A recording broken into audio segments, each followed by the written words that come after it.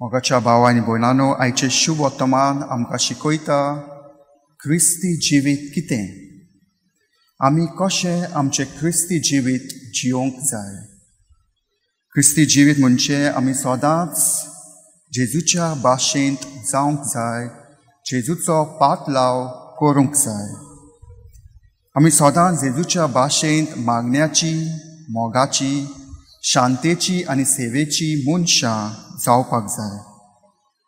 हेंच जावन आसा क्रिस्ती जिवीत, जेजूच्या भाशेन जावप।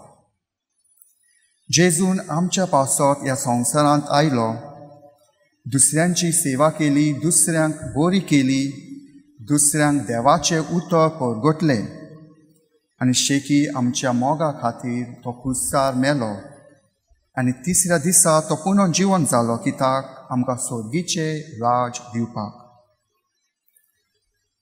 आयज जेजू आमकां आपयता सगल्यांक दुसऱ्यांची सेवा करूंक, दुसऱ्यांक आदार करूंक आनी आपलें जिवीत दुसऱ्यांक दिवंक, कित्याक जेजून आपलें जिवीत दुसऱ्यांक दिलें।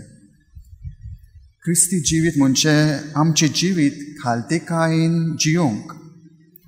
जेन्ना आमी आमचें जिवीत खालतेकायेन जियेता, आमी देवाशी लागीं येता आनी जेन्ना आमी देवाशी लागीं येता तेन्ना आमची सगळें दूख आनी कोश्ट, सगळी वायट कोण्यो आनी वायटपण पयस जाता।